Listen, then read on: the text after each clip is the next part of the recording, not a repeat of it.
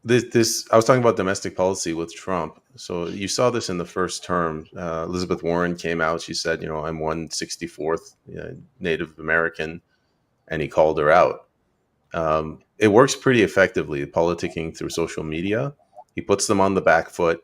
He says the most outrageous things, and the Democrats are just spinning around in circles. And it's a good strategy. It also sometimes works internationally, like when he said to whatever that the fat guy's name was, "My button's bigger." The president of North Korea, Kim Jong-un, he said, "My button's bigger," which is funny, right? No one really took him seriously. With Iran, he just kind of went a little bit over the line where he's put out that tweet. He's like, "Get out of Tehran now!" Like, what would have happened if there was a mass panic and 10,000 people trampled each other trying to get out? So you're right, Andre, and he's not being diplomatic. And it's shown a problem, but I'm gonna tie it to something else, and then I'll throw it over to you guys. In his first term, Trump was surrounded by people that betrayed him, and they stabbed him in the back. So like his attorney general, his FBI director, and he was constantly playing defense, and he was getting attacked from everywhere. And the people saw that, and they rallied to him, and he handled that pretty well, better than I could. Now he's taken out USAID, he's taken out the mainstream media's power, and he's on the offensive. And he's got a couple of people in there that are helping him, like Pete Hegseth, Dan Bongino, Kash Patel, but they're not really doing a good job. So he's got the opportunity and he's got the populace, but he doesn't have the support of the administrative state, and he's starting to fail. And I don't think he can handle failure. This is why we're seeing him lash out.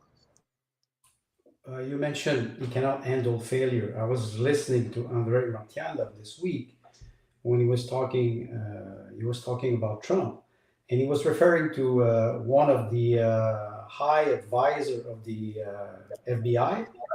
She is, or she was, I'm not sure she's still in office, but she was the head of the psychological profiler for to be able to recognize criminality or criminals, and she was referring to the personality of a narcissistic personality, and she was saying a narcissistic person is a weak person, is afraid of reality, tries to hide behind an image, of I would say something that is big, a big image like Trump is, he's always everywhere. He's always the first. He puts himself ahead in front. A statement does not put himself all the time in front. He has to be able to represent people. Tim, you mentioned something. You said 400 million American. There was 79 million people who voted for Trump because they had the feeling that he was representing them and he was talking to them. Now, those 75 million people who represent MAGA, they're starting to be angry because nationally he's able to do something, but internationally he's putting United States in jeopardy, because when he acts like this toward Iran, Russia is now a little bit in the back, because even Zelensky is trying to go with a hat, trying to catch money, because now it's Iran and Israel. But he's not doing, like you mentioned, Payman, he's not doing a good job. And I think that he cannot step back as a real president. I would see, you mentioned, Tim, JFK. JFK on X, no, because JFK had the stature of a statesman. Trump does not have this stature, in my opinion. And I think that he lacks this maturity. And he's 79. How come you're not mature at 79? Especially if you're the president of the United States. I'd like to bring up Uncle Ray's comment, because I despite my discussion about Trump being a little bit undisciplined, Uncle Ray's made a very important point. And he basically told the planet flat out, yes, a gambler, right? This is exactly where I'm going with this, is he laid out a plan early that basically said, I'm moving into America into a protectionist era. We talked about this several shows ago, knowing that the protectionist era is the inhale before the exhale of expansion, right? So I feel, yes, there's still this protectionist moment happening where the country is inhaling, right, the tariff, etc., and the behavior with other nations, trying to extract themselves from Ukraine, trying not to get dragged into, what Israel and Iran are doing, etc. And he's constantly making statements that seem contrary to what he's doing. But look at what NATO has, or the UN has Europe has just recently done this week by reaffirming NATO and Canada's part in the European Union, et cetera, et cetera, et cetera. Trump anticipated this. And when I say Trump, I'm also saying the hundreds of people, right, that make up his various circles of government and throughout that structure that are in support of him. Is this some of what we perceive to be uncertainty or unnecessarily exposing himself as undisciplined? Is some of this merely the shaking of that gamble, right? Because you throw all your money on you throw all your money on black, and then you watch that pebble bounce around the ring. That shakiness is, am I going to win big or am I going to go home early? So some of that does play into this. I'm not disrespecting Trump. I'm saying that this is a dangerous game. And like Payman has noted, his domestic game is strong. His international game, 50-50 at the best of times, right? Maybe even less. But when you're king of the world, right, everybody else has to make sure they approach the throne with the appropriate degree of respect. And even if he's made mistakes, even if he's fumbled, he can still demand of the other little kings of the world that they approach the throne in the appropriate manner. And he can do that. Right? So do I think they're still moving toward protectionism? Yes. If they're going to fight BRICS, the currency, if they're going to fight the euro, if they're going to fight the pound, and if they're going to convert completely away from the American dollar system and move into some other form, which will probably be digital currency. And if they're going to move toward that, they're going to end up dragging the rest of the world kicking and screaming with them.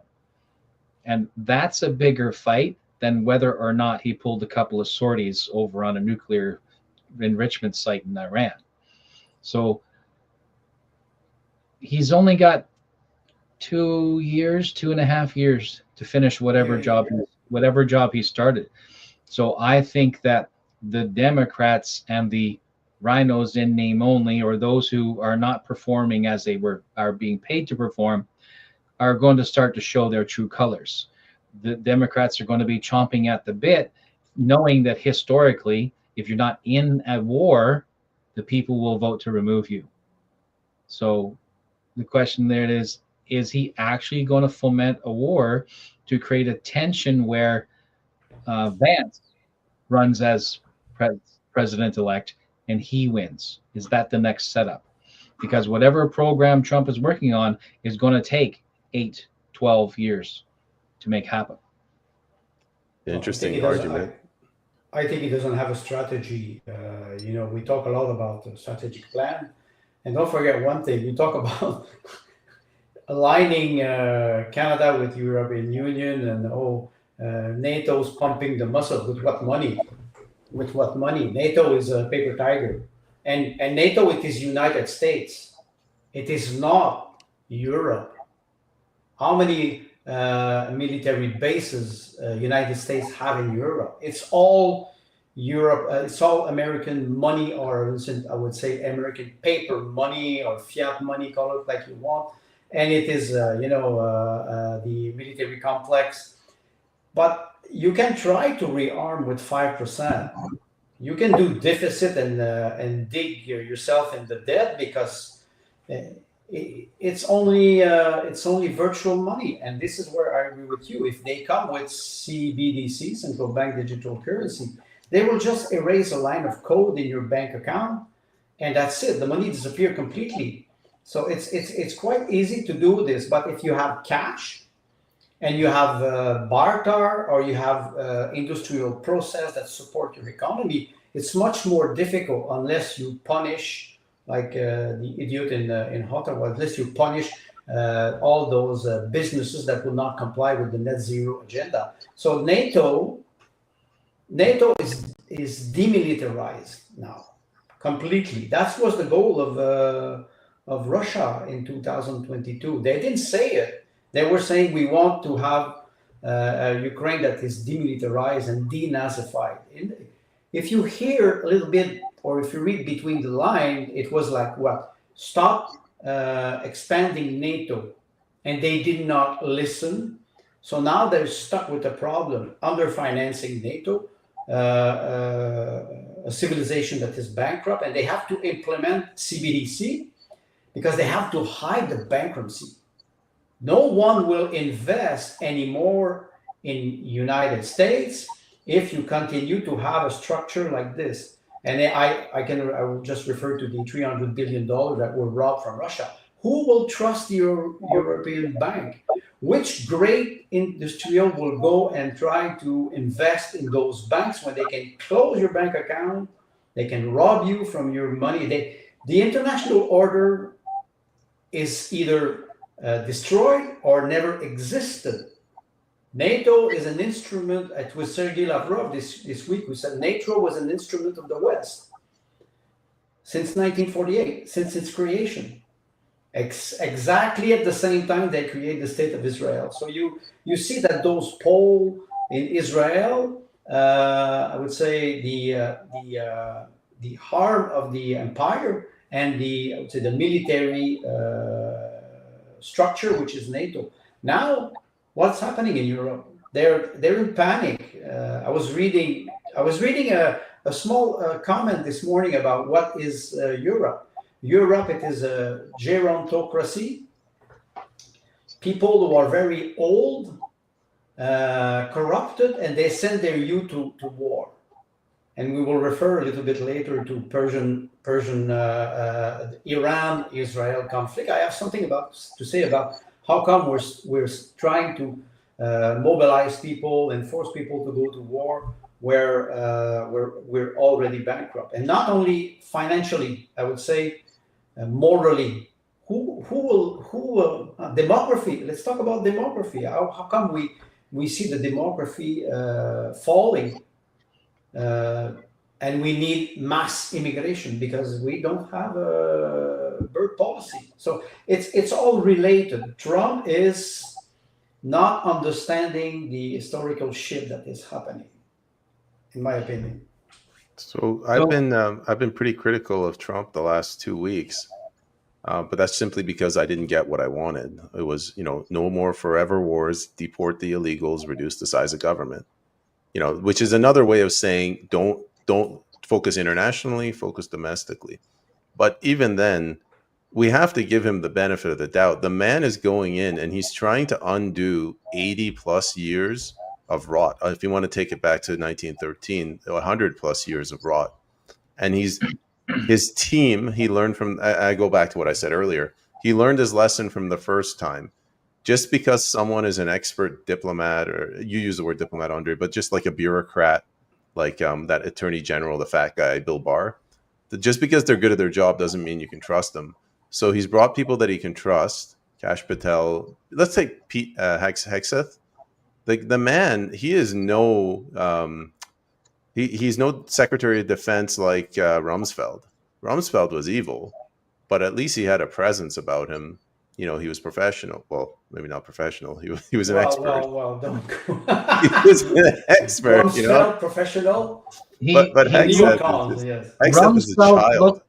Rumsfeld looked like the kind of guy that would go out with beers with the management level at his department and then find the one guy that got under his nerves and say, you hang on, we'll chat afterwards, and then grab him by the collar and threaten him publicly and say, do that again, et cetera, et cetera. Rumsfeld had that kind of gravitas because he came from that generation where you get a big, thick, angry, white Anglo-Saxon Protestant with money and power, and he will fuck you up. And that was his presence. And Patel doesn't give me that vibe.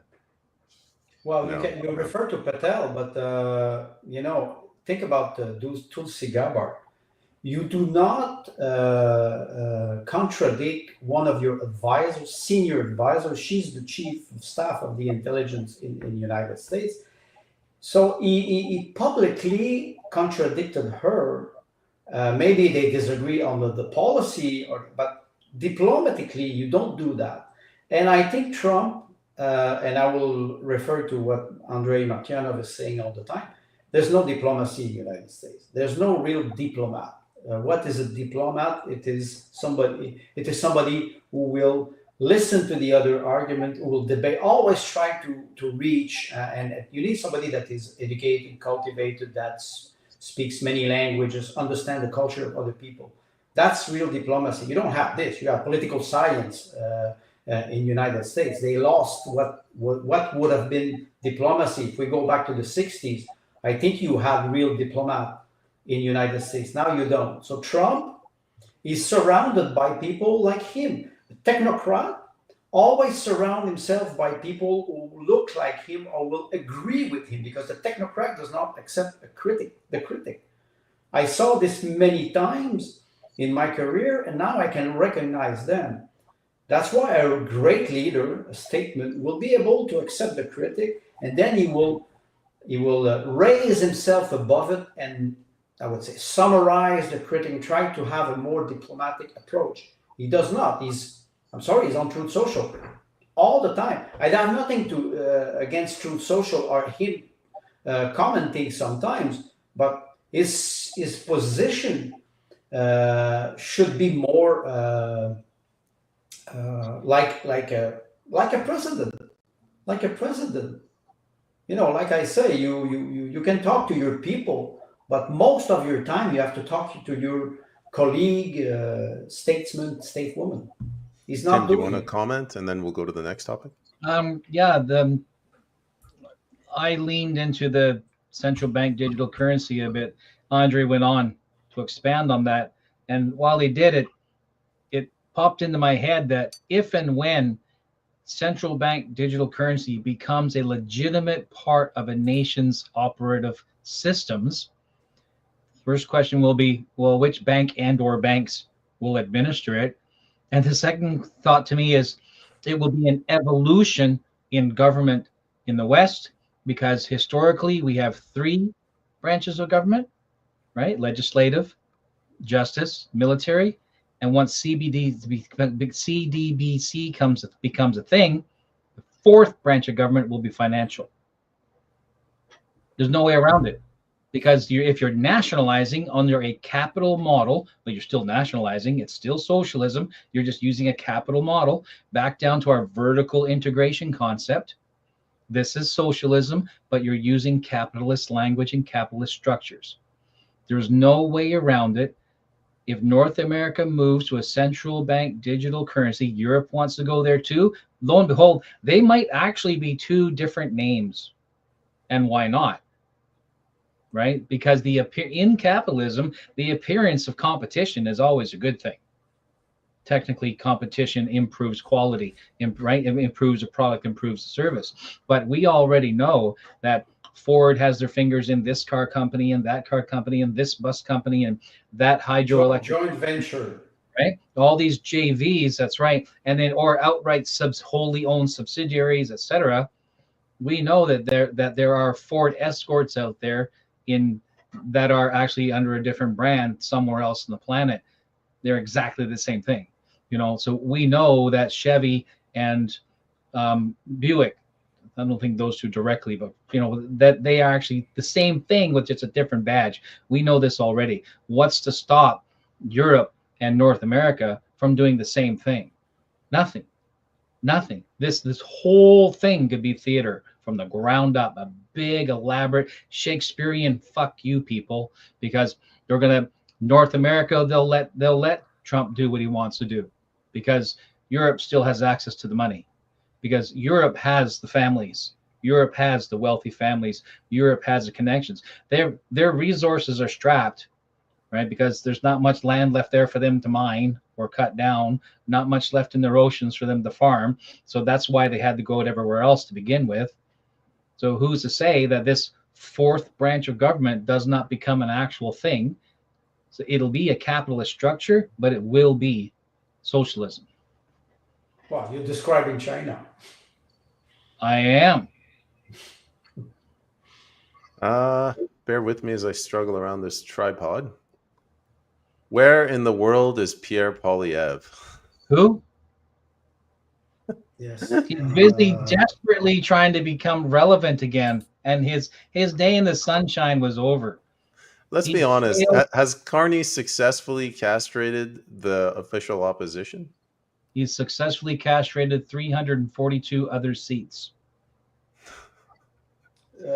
Castrated or cuckolded? No, I was thinking about more. I was thinking about more of a blackmail. Muzzled. Well, it was Trudeau did the blackmail, right? Trudeau was very good at it, and I was thinking about missing in action. That man was the leader, or he's still the leader of the Conservative Party of Canada. But we don't see him anymore in mainstream media. We see him sometimes on X. Like, I think I'm not active on X a lot. I mean, I like to comment and use sarcasm. I'm not very good at structuring something in X. I think I'm more active than him. In the last 3 months, I've seen more of Maxime Bernier than I have of Pierre Poilievre. Well, that's an indication or a symptom, or of the lack of representation, political representation. Sorry, I further slip. I was going to say Maxime Bernier. Pierre Poilievre should be in the front, even if he's not elected. He's the leader of the Conservative. I was going to say Communist Party. Shit. I'm stuck with fur today. Sorry. Tell us how you really feel. Yes. No, but he should be in front, of the media, in front of the press. Every day he should communicate. Every day he should comment. Yep. He should be with his team. I suppose he's with his cabinet, or what we call shadow cabinet. He's not in the house, so he should be waiting outside or watching the debate. If he was really invested in his position, even if he's not sitting in the house, he should be there. Can I say something really quick? Of course. You know the trope about the guy who's a CEO and he mistreats, disrespects the janitor. The CEO loses his job one day. He becomes a janitor. He realizes what happens. I think Pierre Poilievre is like, damn, now I know what the struggles Maxime Bernier had when the media was ignoring him. Yeah. Well, that's a good sign, because all those politicians today, they are proud and arrogant. So a little bit of modesty does not hurt any man. I think he will learn from that. Personally, he will learn from that. Diplomatically or politically, I think he will not learn. He would learn if he would go to work in a Tim Hortons, because he would be in contact with reality. He doesn't want to be in contact with reality, even if he's, having rallies. But rallies, it's what, 1-2 hours. Even when he was doing 3-4 hours, surrounded by a crowd of people cheering up. You have to be in contact with people. You have to be in contact with reality. And many MPs, including Pierre Poilievre, they are not in contact with this reality. So immediately you take him out of the stage, and he falls in the dark. He cannot fall back on something that is core base. People, let's say, people's process, people's job, people's small business. That man does not have a communication strategy. I think that's a big problem for many political parties. And I'm asking one question: how come they all comply like this? It's like nobody raises stone and say, I'm against this and we will not do it. We will hold the government accountable. Nobody's raising the stone anymore. That's a question. I think this is this is the natural behavior. So we're gonna have one of those Canadian heritage moments and talk about the household hippo. This is the natural behavior of an elected elected nobility. We've mentioned this phrase before. Right? Our members of parliament are elected nobility. And the layer of bureaucratic management just below them are the dukes and the duchesses, right? So we still have noble houses in Canada. It's just we elect them and or appoint them. So his behavior of, and the other 342, just taking their paycheck and keeping their bench seat warm is exactly what is expected of them because they are elected nobility. And the Canadians who voted for them got exactly what they deserved. Yes, this on this point, I agree with you. Yeah. They have what they deserve. If they complain about CBDC, if they complain about the equity tax or whatever, right, take the poison and drink it because that's what they want. Yeah, I don't think that Pierre Poilievre needs to do more. I think he's doing too much. Because if I'm Carney, sit your blue ass down, shut your mouth. If I need you, I'll send you the script. So you're saying that there's no parliament anymore? No, of course not. Okay. This kind of leads into the next topic because I don't want to talk about Poilievre. Nobody cares about him. You said people deserve. You said some variant of in a democracy, you get the government you deserve. Yep. Now, Carney's talking about rearming Europe, giving money to Europe, 5% for Europe's defense. Yesterday, he got absolutely bitch slapped by Trump, who said negotiations are over. You're going to swallow whatever we feed you. Yeah. I get that. I wouldn't say Canadians, we deserve it. I'd say, man, why do I have to? Why don't we change our form of government so whoever voted for the party in power has to pay for the consequences of it, not me? How do we do that? I don't know, but I'm an innocent bystander here. Well, let's say that even those who voted Liberal are, let's forgive them for the not having 3 digits in their IQ. Let's forgive them, right? And say, you too are an innocent bystander because you are, after all, Canadian, and we need to figure this out. How the blazes do we turn over a government that literally runs every department responsible for the execution of democratic process in Canada? The Elections Canada cannot be trusted to deliver a process with integrity. Mainstream media, whatever. The people have the ability to turn the button off or change the channel, so that's on them, right? So if the people are satisfied to vote red or to think, oh, we got to vote blue to get rid of red and then give the Blues the largest number of seats they've had in history, and it makes my heart warm to say this, and they still lost, right? Where are Canadians when not only do we permit that to happen, but after it has happened, continue to cry and whine as if we were somehow so hard done by, right? If you do not participate in the process, why are you surprised with the results? So my question is, here we are, people like us and people like our guests who are somewhere between the educated activist and the desire to be politically engaged. And then a few of us who are actually diplomats, and I'm not counting myself among that crew because I'm Irish and it's just not allowed, right? It is an oxymoron. It's just not allowed, right? But how do we change it? How do we change it? So let's bounce back to Trump for a moment and your view of regarding the Republicans. They had certain expectations and he did not meet their Disney expectations. So now they're crying in their soup.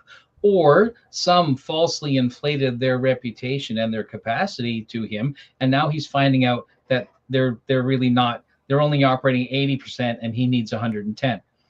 The humans being humans, what now? Can I just want to make I see it a little bit differently. With Donald Trump, the Americans said, here are the things we want you to do, and if you do them, we'll support you. And he failed to do a couple of them, and they're like, we don't support you now. With Carney, it's kind of like, here's our vote, elbows up, and then everything goes to hell, and they're like, well, elbows up still, but we still want to complain about it. I don't think Canadians are anywhere near the level of sophistication, and I don't know, they just don't have a Well, do not. capacity that America. Because to vote red, you only need 2 special, was it significant digits in your IQ. If you can get to 99 IQ, you can vote Liberal. And if you go with 3 digit, you fall in the blue zone, I suppose. Actually, you know what? You might be right. It might actually require 3 digits to get both elbows in the air. Yes. Yeah. No. Because you mentioned I think we should not overestimate the American voters, because they're connected to CNN too. Many of them are not aware of what is happening outside. They don't care about Ukraine. They're not even able to locate it on the map. They don't care about Israel. They don't care about Yemen. They don't care. They care about day-to-day life. And in American politics, every time you arrive for the midterm or the presidential election, they always talk about energy, price of gas, the unemployment, what is local or national interest. Because don't forget one thing: United States is a big country, but it was never really attacked, and United States is not threatened by a foreign country on its own land. We see it since 1776. What did we see? Okay, we saw 9/11, but was that a real threat or real war on homeland? You don't have this in the United States. So the president of the United States should focus on that. If you go back to what you were mentioning about Canadian politics or Canadian voters, they vote red whatever happens. Put a goat, a pig, a pole, it is the same thing. Why those people vote? You have to question the idea. Many years I was not voting. You know what I was saying? I was saying I have the right to criticize even if I don't vote. I was wrong. You don't show up to the party, but I'm sorry, you don't have to say what you think because you were not there. And we wrote the report and you were not there. You were absent. So when you don't invest or commit yourself in the public places, you should not have the right to decide for other people. I should not have to decide for the right of other people if I don't express myself in the public domain.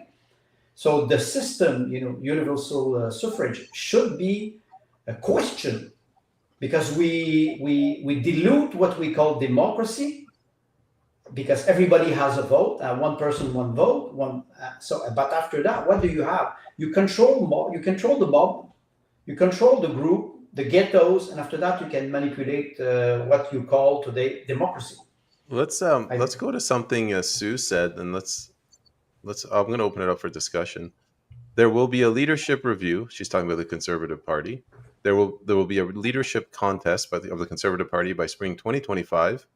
Then the Liberals, the mainstream media polls will destroy Pierre Poilievre, and the Liberals will go to election to win a majority in 2026. Thoughts? I can just say something about the word she used. The leadership contest, it's like a beauty contest. It should be a leadership race. Why the leadership contest? It's because it will be a popularity contest between 2 or 3 individuals. And she's right when she's mentioning this. What's the purpose of having a Conservative Party who will just go present another nice man or nice woman that will lead the party without even opposing in the House? Michelle Rempel didn't take her profile down from WEF. She's a young WEF, and it's her turn in the barrel. She's been told so. That's I think that's one of my one person that I know where I buy coffee is very fond of the Conservative Party of Canada, and he told me he was criticizing Maxime Bernier at the time because he said Maxime Bernier was like Lucien Bouchard in 1994. He should have waited his time, shut your mouth and wait your time. It will arrive. I think you're mentioning, what's her name? Lindsay.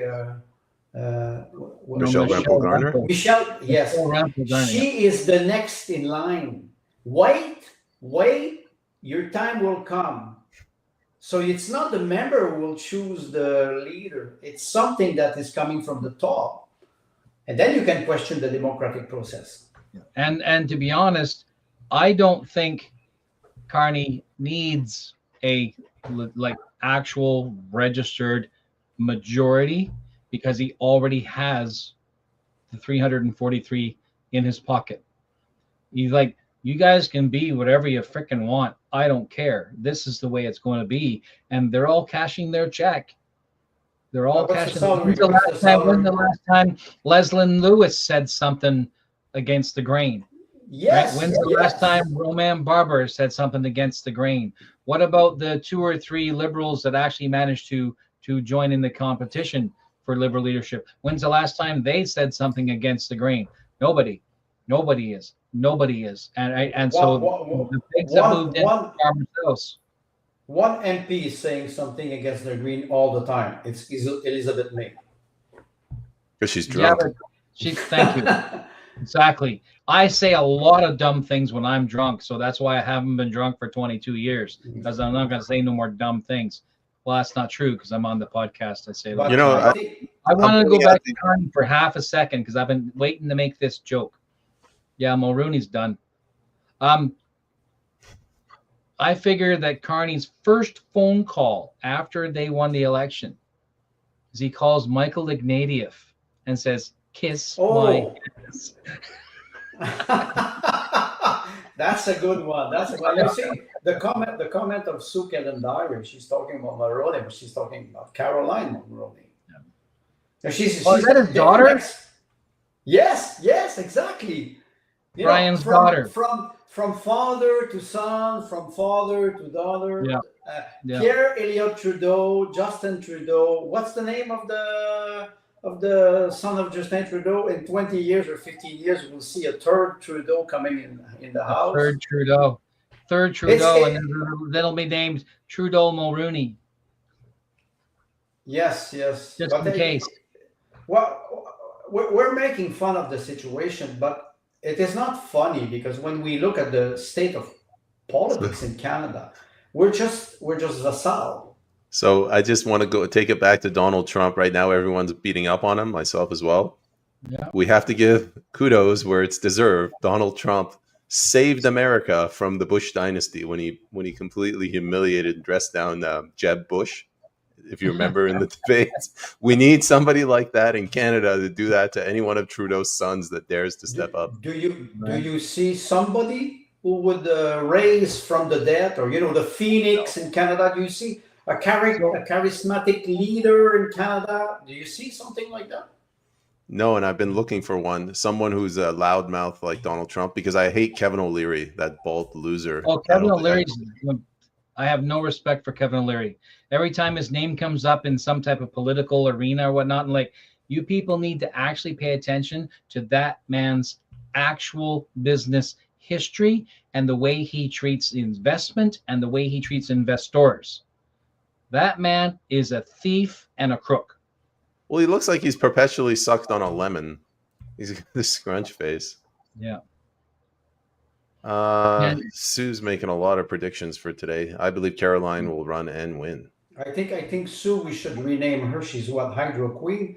We should rename her. What's his name? Nostradamus. Nostradamus. Psych 92 has an interesting point. If Danielle Smith were to move into the federal arena under the Blues, well, I think Alberta would crucify her. But I don't think that would matter, because Alberta has 1.4 million citizens. So who the hell cares about Alberta? She would move for the Conservative Party of Canada. She would move, and yes. So she would. We all know that she's in this for herself. Okay, but why I say this is because if she would move to the Conservative Party of Canada, she would have to take a stand for Canada and go against the Alberta sovereignist movement, an official stand. But that's not beyond her, because she's made promises and broken them before. She's a career politician too. That's right? the characteristic of a politician. Look at the statements that she made against Jason Kenney regarding the Coots 4. And she said, if I become premier, that will be taken care of immediately. And she let them rot for 3 more years. So no, I don't trust her as far as I could throw her. Right? So these and to be honest, I don't see any reason for us to go to a 2026 election. No reason. He already has the House. Although I could be wrong, because I said the same thing about Trudeau, that Trudeau didn't have to do a damn thing to mess with the status quo. He could have stayed on until October 2026, and nobody could have stopped him. Right? So, and whatever made that happen boggles my mind sometimes. I mean, at some point in time, I think the City of London stepped in and said, "Okay, son." I think it was the green slush fund scandal. They put up with everything from Jody Wilson-Raybould until the slush fund. They're like, buddy, this is just untenable. You're out. Yeah. So, but like I said, toe the line, keep his mouth shut, keep his hands clean, at least publicly. He'd still be the prime minister right until the end of next year. So, is Carney interested in? I don't think Carney's interested in a federal election 1.5 years into his tenure. How old is Carney? Like you said, he doesn't need nothing. He controls everything. He doesn't need it. And Caroline can have all the inside support she wants. But the biggest landslide victory number of seats in the history of the Blue Party still managed to lose. Yes. So I think, right? 225 elected MPs in the party. 122. Yeah. He lost 100 riding from, I think, October till March. It was. Yeah. So I don't think Caroline will become CPC leader. I think it'll be Michelle Rempel. And I think that when Liberal Party, people who do that type of research and bring the leadership, those types of reports to the executive, and he'll look at this report going, oh, so they're going to do a leadership review next year. Okay, that's fine. Put that over there. Right. Oh, wait, what? The Blue Jays are playing? Hang on a second. Right. I don't think he cares. I think the state of democratic process in Canada has turned to nothing. Nothing. We are now a nation of bureaucracy and legislation, ad hoc legislation. I don't think there needs to be another vote. Like if I was king of Canada right now, you kiss your butt goodbye. You're never getting another vote. Let me tie that to something you said earlier, where you said everyone's quiet, Roman Bobber, Leslyn Lewis. Mm-hmm. Yes, they might be getting blackmailed or they might be getting bribed, but these political parties, they make or break elections. And this last election showed you, like, the PPC tried so hard, but it was an insurmountable task. If you're not part of one of those big parties, if they kick you out, your political career is over. So when we're talking about Michelle Rempel Garner versus this Caroline Mulroney, whatever the party is, I'm guessing it's the board. That board determines who the next leader will be. And if they don't want them to run, they'll find some way to disqualify them or make it like an uphill battle. Don't get me wrong. I think Caroline Mulroney presents a very interesting profile because as far as whatever boomers remain in the Conservative Party, whatever Gen Xers, and I was quite young when Mulroney I was in my early teens. I actually met Mulroney, shook his hand when I was 17 years old. And well, it's amazing because there was this big meaty handshake and the rest of him was chin. Right? So you met Jay Leno? Yes. No. He's right. Yeah, a friend of mine calls him the chin that walks. So, but Caroline presents a unique opportunity because she would hearken back to Conservative Party members who remember that era, the pre-GST, early GST era. And when we didn't know what a travesty Meech Lake was, we didn't know what a con job GST was because news did not move so swiftly then. And they were able to keep things under wrap for longer, right? So, but she harkens back to that era, whereas Michelle Rempel, she's the more reddish blue, because she's very fourth wave feminist, and she's pro Soji, and she's pro et cetera, et cetera, et cetera. She's very much a progressive. She's the progressive part of the word progressive conservatives, right? Pro-Soji in the Conservative Party, that's another oxymoron. Yeah. But you said something interesting, Tim. Reddish blue, it is purple. It's purple. We won't talk about that here. No, I do wave agree that's with coming. you. I do agree with you. Yeah. So But, it's interesting that the Uncle Ray ran against Mulrooney. You just made me like practically bite my choke on my own tongue. Ran against Mulrooney in '84. Wow. No oof is right, eh? Yeah. So wow. So we should give him a show and ask him about how that went, because that'll be a story to tell. Now we don't know what to talk about. We're all stumped. No. I think you just win today. All right. Thanks for watching the Cerberus. Thanks for watching. We just got beat up by the guy who came Wait. We are arriving at the most important moment of the show. Oh, the nuclear solution. Well, we all survived World War III. The N-word. And Vladimir Putin was saying if there's a World War III, the World War IV will be fought with a pitch and fork. Sticks and stones. We all survived it, so I think Putin was wrong. Yeah. Right. Okay. So I just wanted to show something. Keep going. I'm gonna bring something. You'll be looking at pictures of your dog. The difference is in presidents. Okay, that's.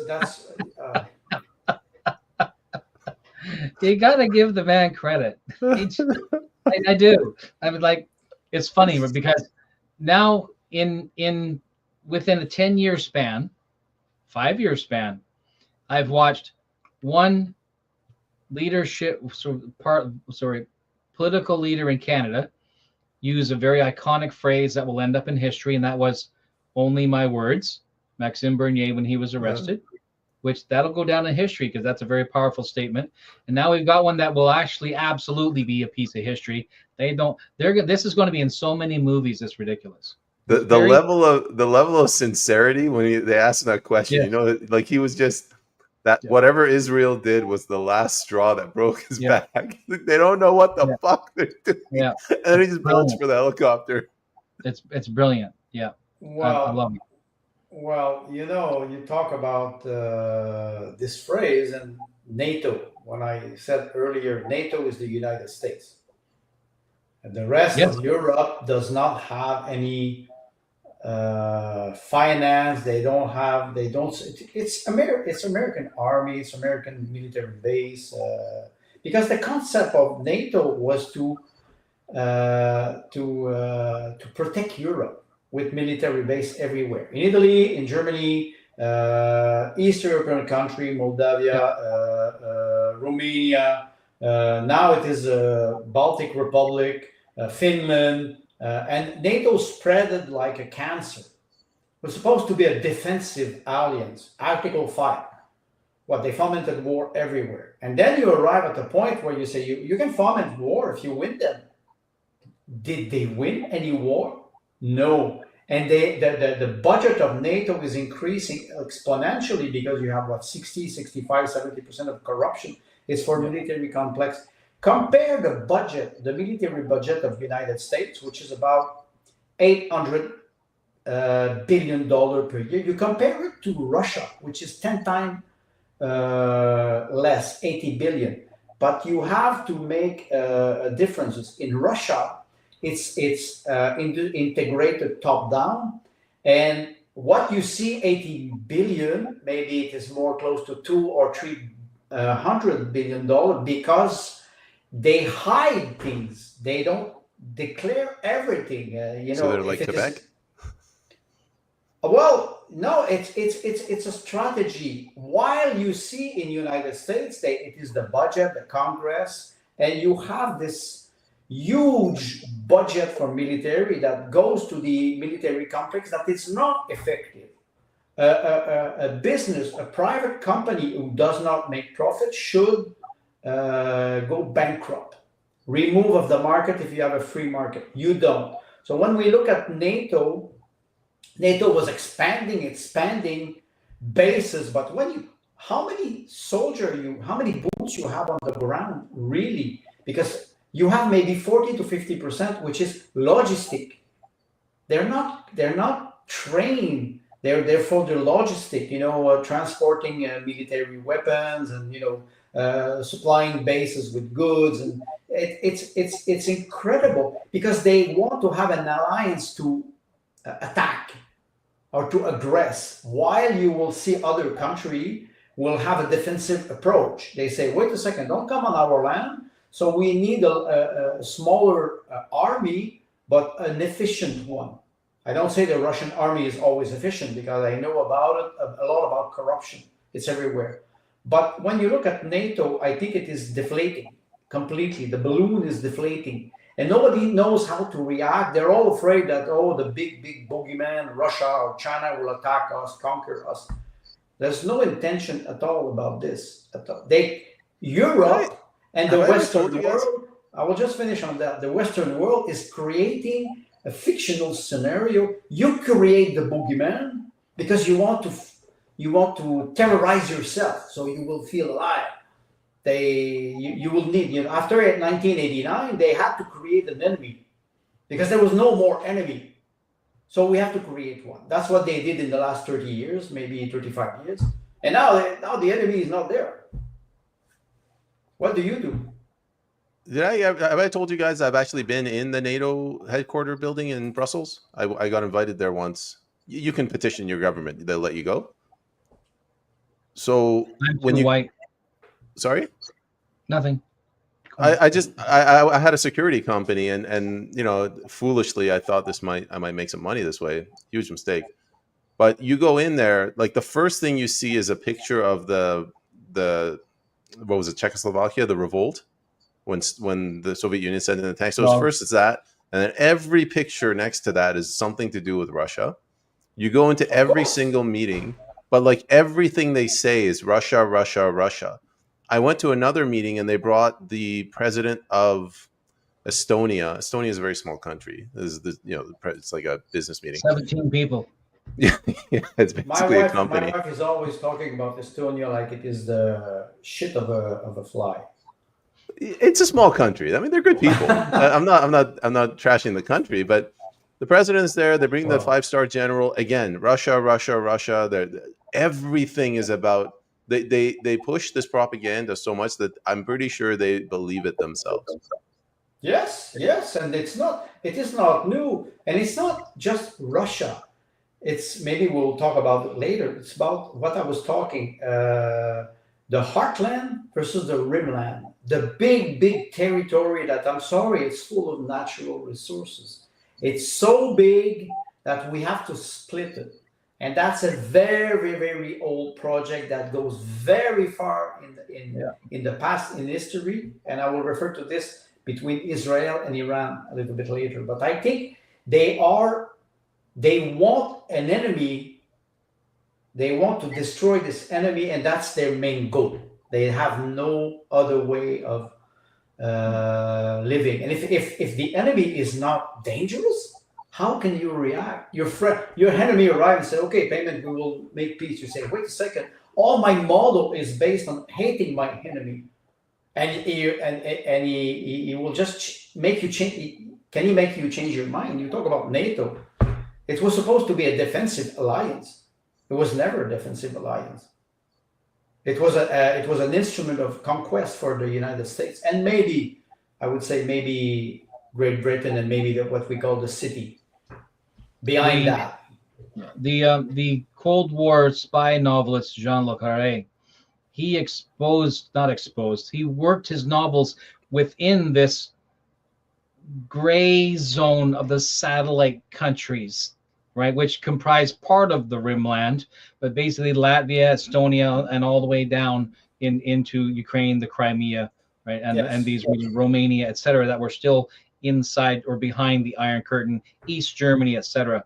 So all of these spy novels take place in here, and in this gray land where there are no actual military bases.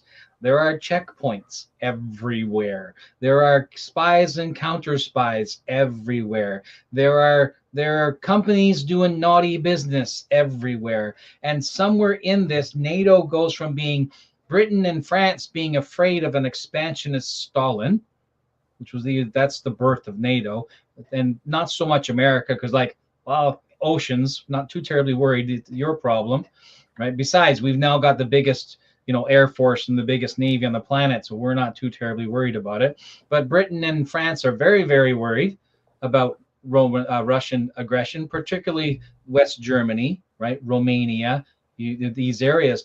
The Ukraine is the single largest country on the entire subcontinent of Europe, hands down. Bigger than France, bigger than Germany and France put together. Right. And there it is, tucked over alongside its own big, beautiful ocean, the sea, right? And its own way out down to the Mediterranean.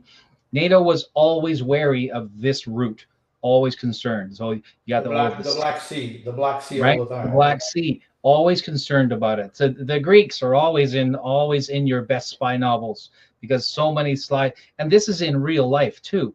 So NATO in real life is literally the model that pushes against this buffer zone. Russia is not militarily pushing into the buffer zone so much as doing it through bureaucracy and corruption and maintaining the people under the communist boot. Look at the size of Ukraine. Yes. All right, and it's massive. It's massive, and it's, right? it's massive, and you have a lot of natural resources. You have a lot of natural resources. Industrial process. They're right. Totally corrupt since 1992. Let's say NATO were to get into Ukraine. Let me run on my mouth a bit. You see the northern border of Ukraine, basically from Belarus down toward Chechen and Georgia. So follow this north down to southeast, that Russian-Ukrainian border. Yep, that line there. Can you imagine? I've got NATO in Moldova, and then a week later, I move 500 miles north and east and take all of that. If I was Russia, I'd be pissed, because there goes the entire Crimea, and there goes my access to the sea. Done. Okay, there's one thing. I'm not a military strategist, but I could say it's quite easy to take land. But it's much more easy to retain it. So if you take land, it's much harder? It's much harder. Sorry, it's much harder to retain it. So it means that if you go there, you have to be, welcomed by the population. And the population in Ukraine, if I just talk about the East Ukraine, it's majority Russian-speaking people. And don't forget, Ukraine, even the west part, you have a lot of Slav there. It's the same family. 2 weeks ago or last week, Vladimir Putin said we're not in war with Ukraine because they are our brother. And he's right. Yeah. He's right. And look at the regime, how it conducts itself it's weaponized by NATO. That's simple. Yeah. Kiev is one of the Rus's historical capitals. Yes, exactly. Right? So when you think about this, you have to understand that I was talking today to my wife, and we arrived to a certain conclusion. It's a civil war. You can go back to 1918 with the civil war that happened after the collapse, the putsch in 1970. There was a civil war in Odessa, and it was the red against the white. You have the same modus operandi. Who's financing Ukraine? Ukraine would never have stopped. Zelensky was ready to sign a peace agreement 5 days after the intervention of Russia in the Donbass, and they had to send the clown, which was Boris Johnson at the time. They had to send the clown to tell Zelensky, do not sign the peace agreement. And we have 1.3 million dead since 3 years. So when we talk about NATO, is it a defensive alliance? No, it is not. It is not. NATO is a scouting party for eastward colonization. I wanted to, this war with Iran it made me realize something that the Russia-Ukraine conflict, it should have made me realize, but for some reason it didn't. In the West, we're afraid of death, so we're always playing defense. Like the Iron Dome, missile defense. You want to spend billions of dollars to bring the loss of life down to zero. In the East, Russia and Iran, I think they just accept death as a factor of war, and they're like, we're just going to go on offense. So if you look at like what Iran has done, they've launched a barrage of missiles and they didn't even consider the possibility that they might get hit back by Israel, and it seems to be more successful. And I think Russia's done the same thing. Like they're launching a $20,000 rocket or a $50,000 rocket, and Ukraine has to shoot it down with $1 million rocket. I think their strategy in the long run is going to be better. I don't know, Andre, you were shaking your head. What do you think? Well, no, it's because you mentioned they go on, they attack. Russia never attacked.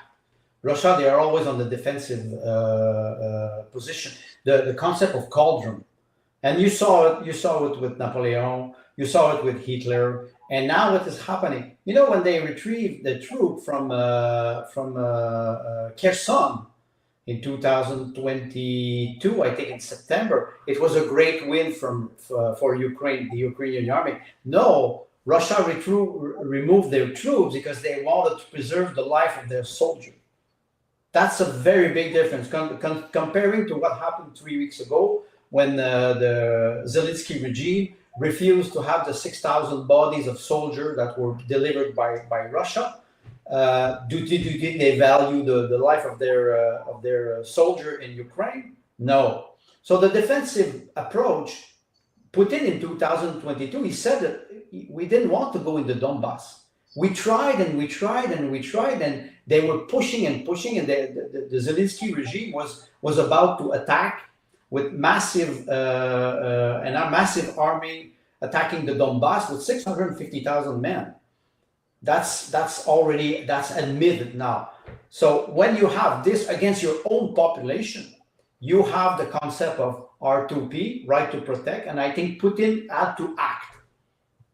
And he did it trying to minimize, maybe he underestimated what would happen, because NATO after that started to flood Ukraine with massive amount of money and weapon. And now it's quite interesting because now you're seeing United States saying, "Oh, we will supply Ukraine." But there was a question from an Ukrainian journalist this week to Trump, and she asked him. She said, "Well, will you send any patriots to Ukraine? My husband is in the Ukraine army." And he said, Israel needs it more now. Thank you for your question. It means go yourself because we will send it to Israel. So we can shift to what is happening now between Israel and Iran. It's the same modus operandi. They always arrive, they foment a war, they supply, they flood it, they use it as a proxy. Now you can ask yourself, who's wagging? Is it the tail that is wagging the dog? Is it Netanyahu that is controlling Trump, or the opposite? There's a show. So the meme, the joke on social media is, oh, it's Israel now. I still have my Ukrainian decorations up. Right. Yes, right. So, like I said, that this one reporter says, "So are you going to help us?" And Trump rolls his eyes and says, "That's so 5 minutes ago." Well, right?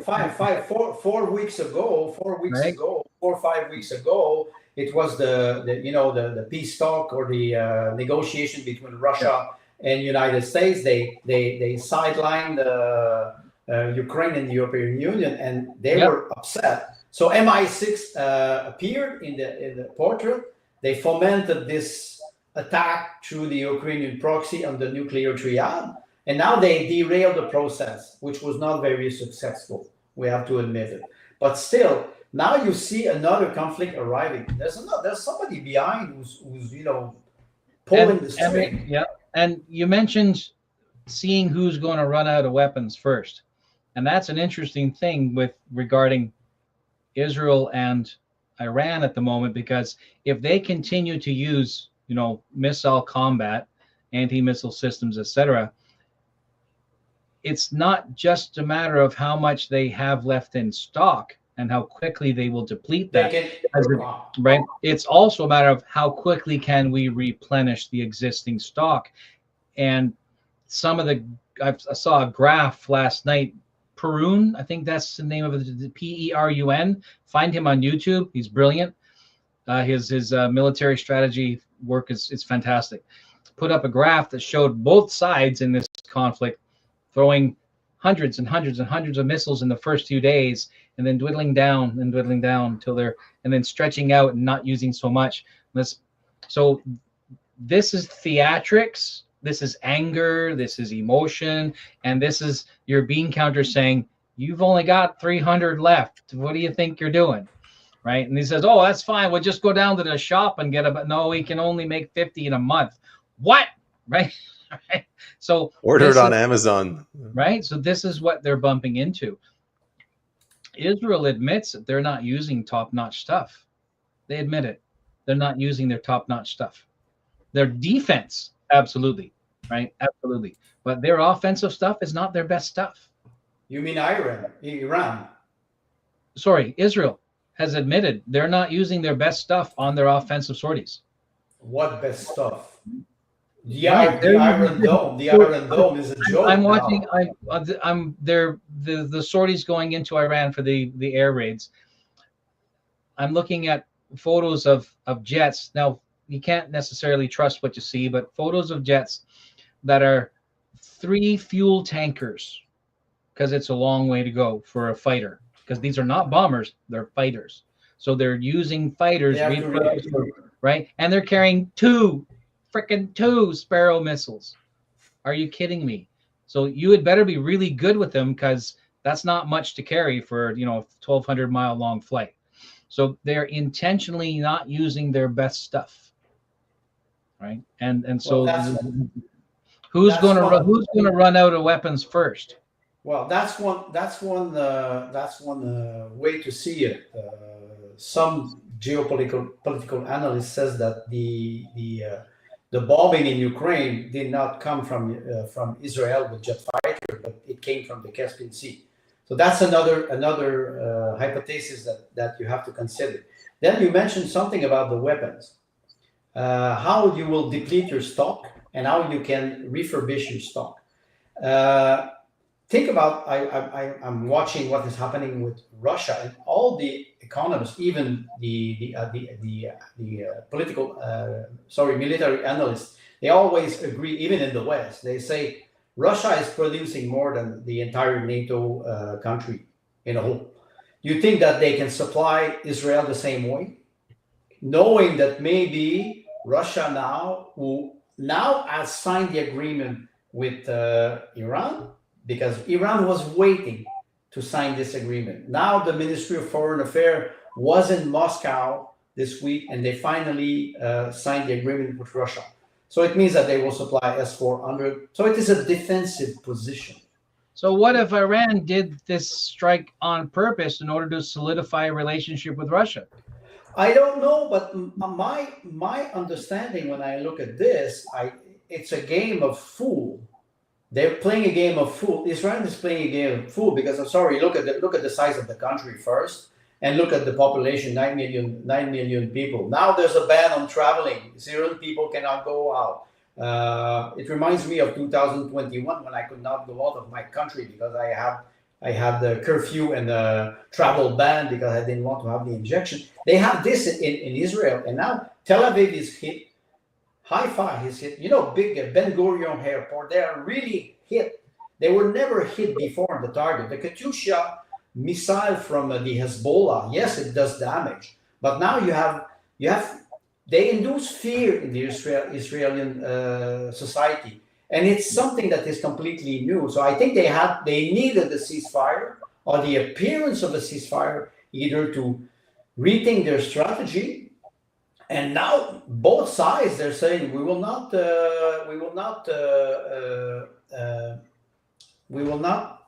respect the ceasefire. You say what's the point? And you have Trump on the other side. What the hell? They don't know what they're fucking doing. I think that there are a lot of discussion, debates, or negotiation at high level, because they, first of all, they want to avoid a nuclear conflict, but they want also to be able to save their reputation. Who says that when you hit a military base in Qatar, even Trump said that Iran warned them, okay, move your personnel, we will hit your base, and after that we stop. It's always like that. It's always like that, because you don't want to create a big incident that will trigger this third world war. I want to make two comments. One is, this will not escalate into nuclear conflict. It won't, because mutually assured destruction is still in the hands of more mature men and women. They understand. They understand. A single weapon that can wipe out a 3-mile radius and everything in 5 miles, that should be something that history shudders and remembers every time the words come up. I don't think the most maniacal has access to that type of capacity. So it's not Dr. Strangelove with, some, some boomer riding cowboy down on a missile. I don't think that's the case. That hyperbole is poetic and is necessary to remind us of the lunacy of such a catastrophic outcome. However, Israel being reported as having these drone sites and drone assemblies within Iran and then conducting remote attacks and stuff, what stops them from using low-yield, dirty weaponry? I think it's business as usual. It's right. What Marcellus is talking about this. Why are they staying conventional when they could have gone with suitcase dirty bombs and been more strategic? They did not. Do both. But these, I'm maybe I'm not saying the word properly. A dirty bomb, that's a small rudimentary nuclear weapon, right? Suitcase size, etc.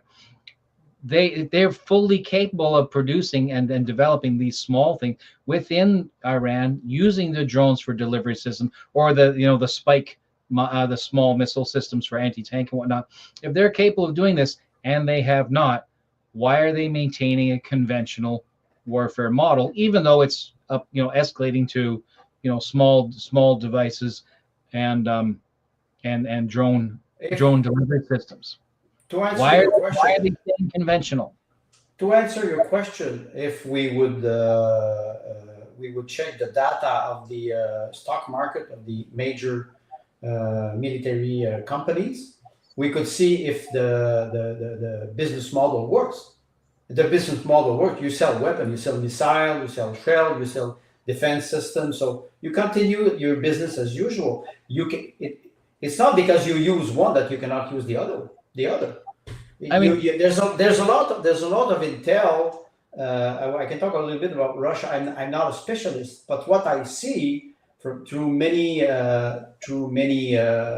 military analysts, they say there's a lot of terrorism that is on the Russian soil. A lot of terrorism here that are stopped before it happens. Yeah. And but this is a classical situation. Intel will not. We will not see what happens. No, and I'm sure that happens in the West as well. I mean, G.K. Chesterton wrote like 120 years ago, if you only knew what atrocities we commit to keep you Americans safe at night, right? Yes, that type of thing, right? And so when another nation discovers, like I say, Russia reporting these small, like Chechens and Georgians being, upstarts and whatnot, right? The late 90s and stuff like that. And why are they not being reported in the West? Because it's not useful. Well, because in the West, we are specialized in public relations. It's entertainment, it's communication. I will say just something about, defensive and offensive strategy. Think about what happened with when the operation started in Ukraine. It was 10 soldiers against 1. and Russia was on the offensive because they wanted to protect Donbass. 10 against 1. Usually, when you attack, you need more soldiers, and they were able to conquer a lot of territory. But that was not the goal. The goal was to protect. What you see in Iran and Israel, they're far. There's no boots on the ground. There's nobody who will go in Iran from the Israeli army. They always rely on airspace. It's like in Serbia in 1999. They bomb, but try to put boots on the ground. And I can refer to what's his name? I forgot. Aeschylus, the Greek drama player and the Persian. I read the play this morning because I wanted to talk about it.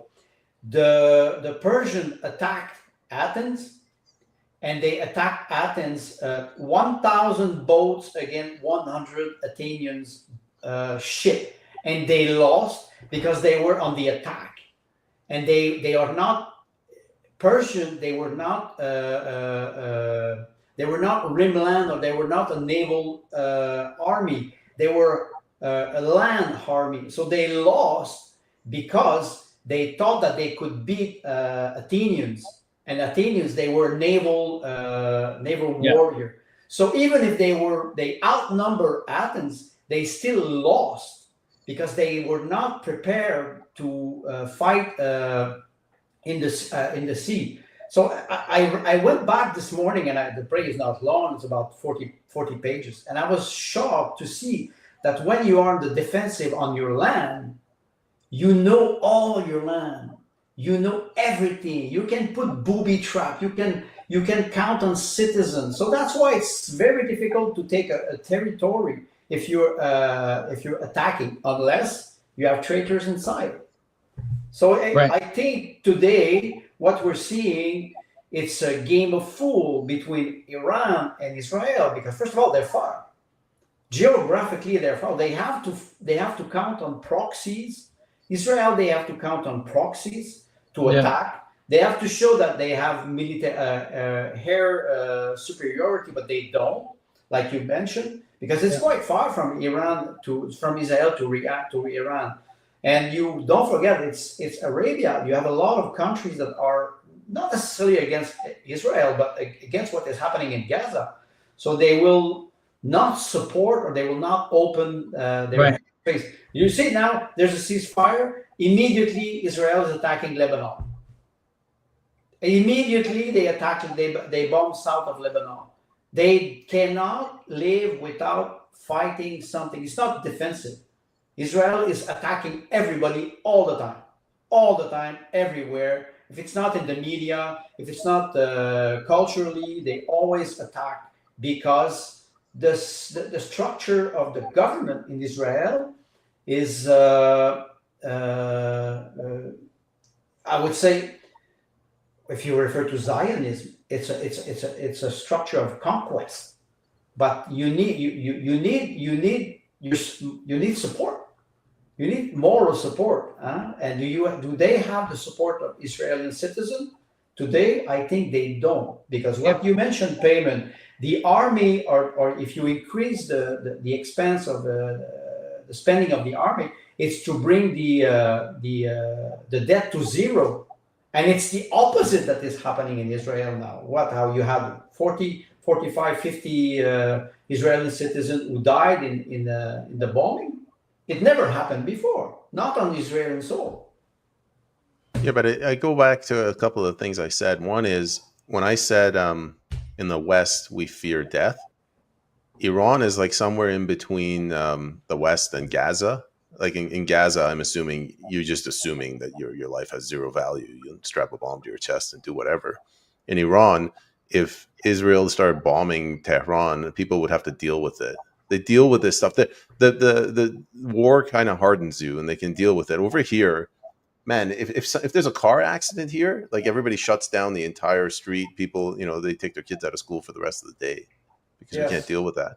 The other thing, and that's what I meant when I said in the West we prefer defense as opposed to offense. Like, you need the Iron Dome. You have to make sure that if there's a war, there's zero casualties. look at what's happening in Israel right now. Like they had to close the airport, and it's a Western country. Like people might actually just say, you know what, fuck it, I'm moving back to New York or I'm moving back to Miami. I don't want to. Well, there's a lot of people who are moving, who wants to move out because from Israel, because and they are forbidden to do it. Well, they have to, you know that, because they don't want to get outnumbered by the Arab population. But the other thing I want to mention is now during the conflict, the government is forbidding Israeli citizens to go away, even for vacation. But that's because it's like when you have a run on the banks and you prevent capital flight. So you say you can't take money outside of the country. It's the same thing now. You have a people flight, and they're like, you can't leave the country. Yes, but in 2021, when my government forbid me to go out of this country, I'm in jail. I would have defended Canada if it would have been legitimate, and I would expect Israelis to defend Israel if it was legitimate. It is not. They know it is not. The Netanyahu regime is on the verge, and when I look at this, I would ask Israeli people, do you support this government? Like Iranian, do they support the government, the actual government, which is not a whole? You have the military, so who's in control, and do you support it? Those are difficult questions. I disagree with that. I think. Which part? I'm going to try to clarify. I'm going to have trouble clarifying. You can, if you say I disagree with this part of the government, but I don't disagree with that part of the government, but they're all still taking a paycheck from you, then they're all in it. Right? So to say that there are Iranian people who aren't in favor of, X call policy or idea within the government, but they're okay with X, Y, Z of government. That doesn't work when you're on war footing, right? Israel is on a war footing. So it is locked down, legitimate or not. It has locked down its population. The West did the same thing during its war footings in the First and Second World War. I'm not saying that excuses the behavior, but I understand it. I don't want what Payman said. If I'm the ruler of a particular country, and by ruler I mean government, I don't want capital flight, because I might need to sell your house later to buy me a couple more bombs. And that's just a reality. That doesn't mean it's moral. It just means it's a reality. Every single asset within a country becomes a property of the government during a war. It just does. And it's been that way for 15,000 years. If we don't like it, then we change our government, right? No, I do right? agree with you, Tim, but where I disagree. The problem I have with Israel, Iran right now is, okay, so you got this ceasefire. Iran no longer has a good enough relationship with Syria that it can use as a land route to get equipment down to Hezbollah in Libya. So you have a ceasefire, and Israel goes, well, we know Hezbollah is going to start up because they've been quiet, and $10 says Iran's going to try to do something along that route, and so we better hit them now. And then they'll do the same thing with Hamas, and then America will have to do something regarding the Houthis down over in Yemen. So these three will get more active now, because the ceasefire says, okay, the two big ones can't fight, so now all the little ones are going to get in, and they're going to try to get their blows in. So that's what's going to happen over the next week or so. You heard it here first, guys. Israel needs to stop waving the victim flag, and Iran needs to play nice in the sandbox. I used sandbox regarding Arabia. Probably not the best thing to say, but we need grown-ups in the room here. We need grown-ups in the room. I think Trump's capitulation to strike that nuclear enrichment plant was you really pissed me off, Israel. You're getting this one time. Don't ask again. And I think Russia supporting Iran at this time with military and with a strategic advice, advisors and weapon, that's a mistake. And I think that as Iran and Israel get back to slinging things at each other again, and they will, and Russia starts making noise, Putin's going to lose whatever credibility he has in audiences like you and like me. Right? Because if he's playing nice to Iran, and Iran is obviously a terrorist funding state, and they do not play nice in the sandbox, then I think that that's going to seriously damage Putin's credibility among those who do support him, or at least understand him here in the West.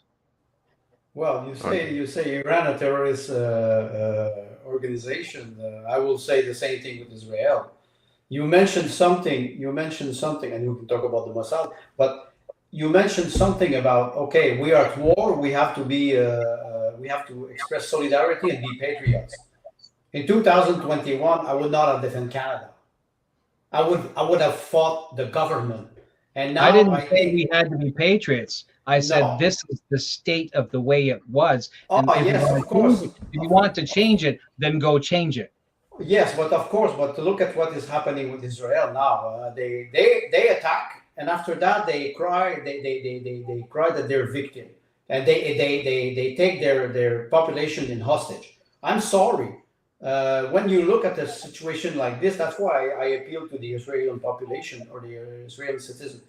Take care of your government. Like we in Canada, we should take care of our government, because our government now is the danger inside. It's the wolf that is in the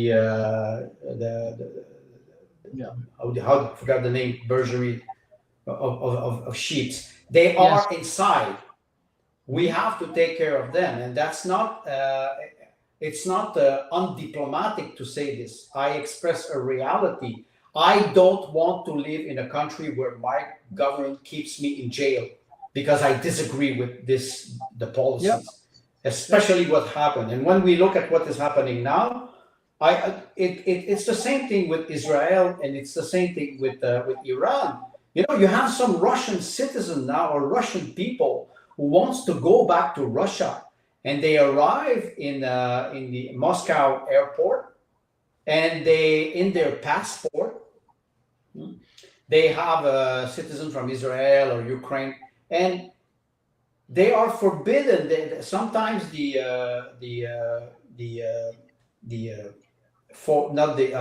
custom agent will look at them, look at their pass, and say they will stamp their passports that you're forbidden to come in the Russian Federation for 50 years.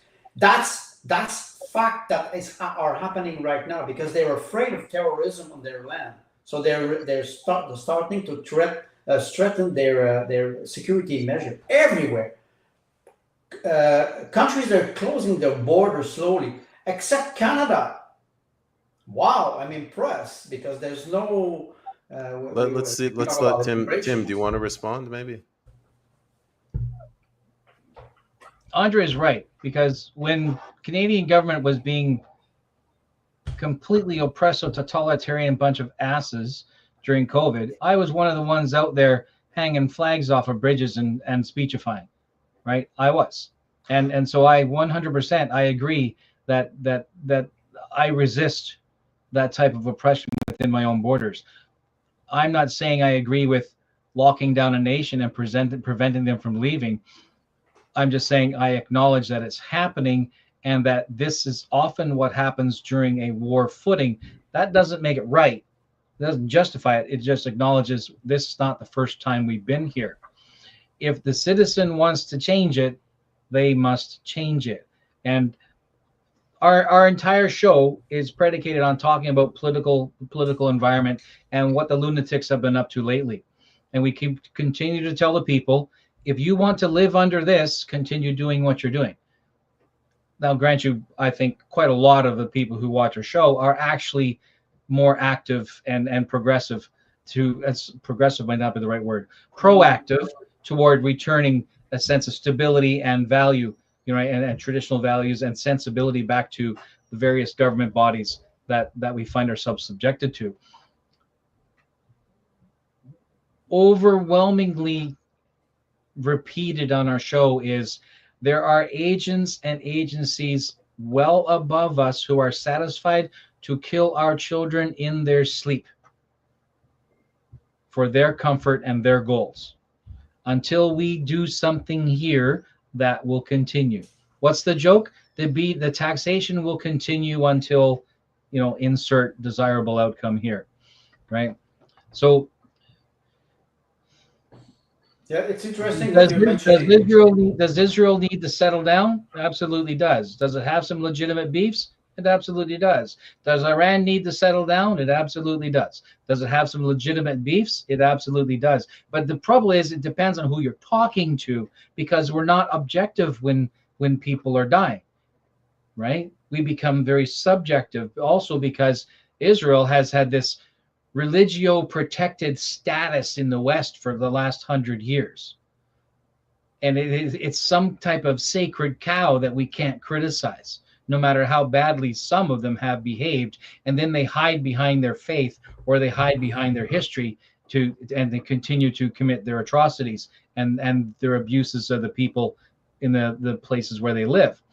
We've got other people doing the same thing, right? We've got the city of London with its filthy fingers all over the planet, the International Monetary Fund, the et cetera, all these different organizations, NATO, you name it, right? The Federal Reserve, right? It's Tim Hortons. Everybody's doing something for their own. Hydro-Quebec. Hydro-Quebec, right? BC Ferries. Oh my God, right? Like, where do you get off on with elbows up, deciding to go buy your ferries from China?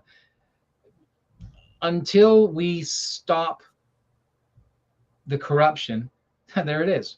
Until it puts the lotion on, or it gets the corruption again, right? So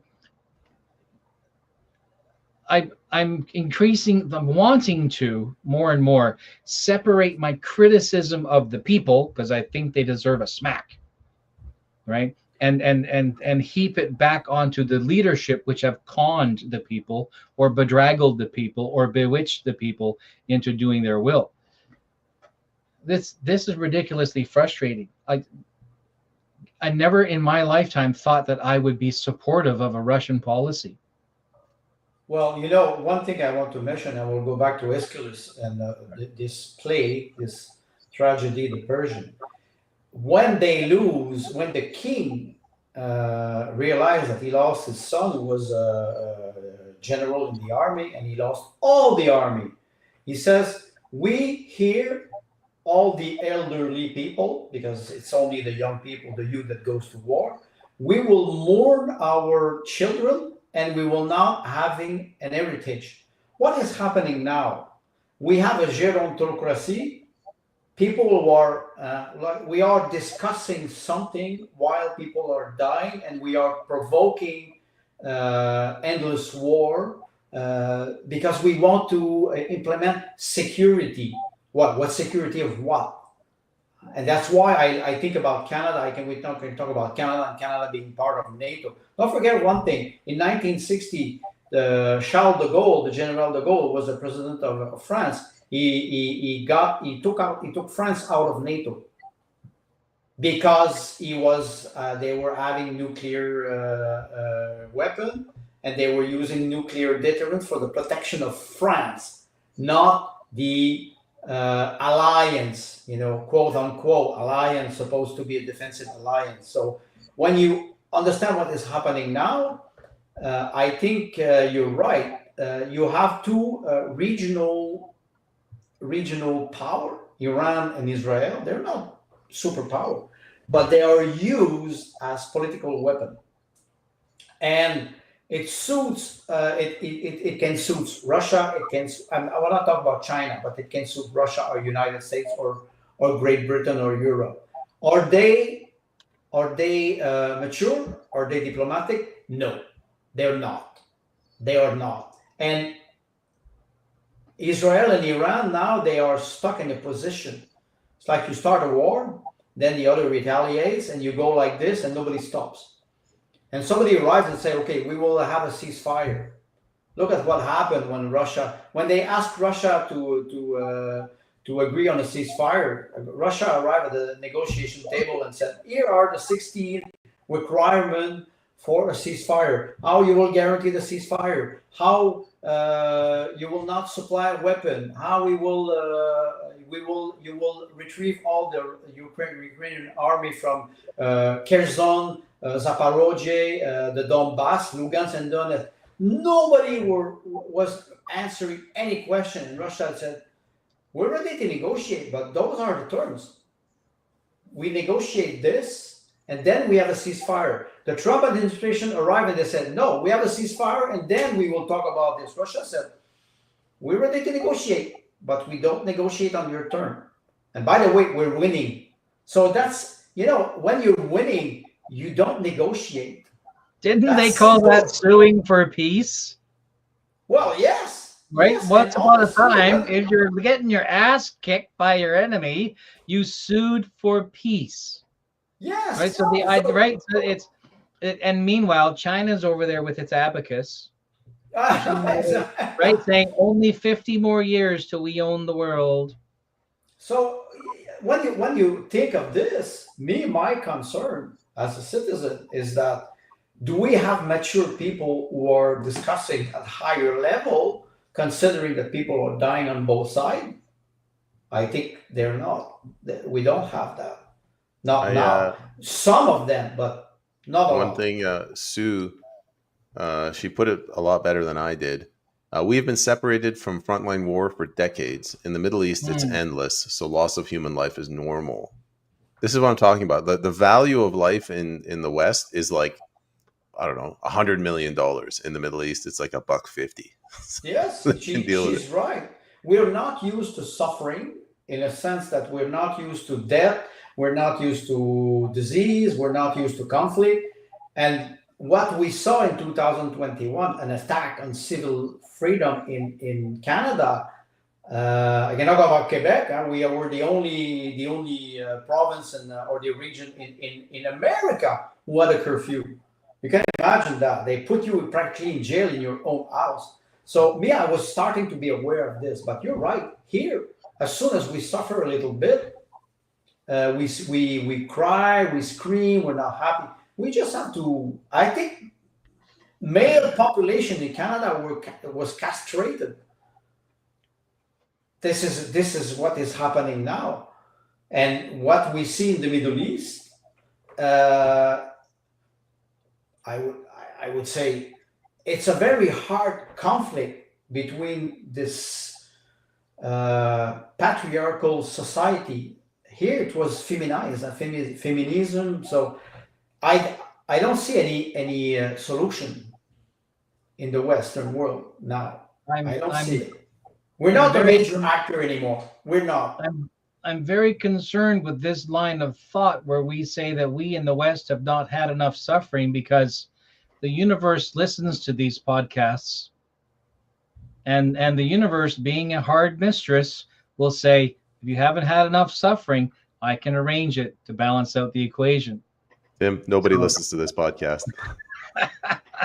Well, there's a nice quote again from the player Aeschylus when it is the queen who is dead, and she says, when man start to destroy his environment, God will help him.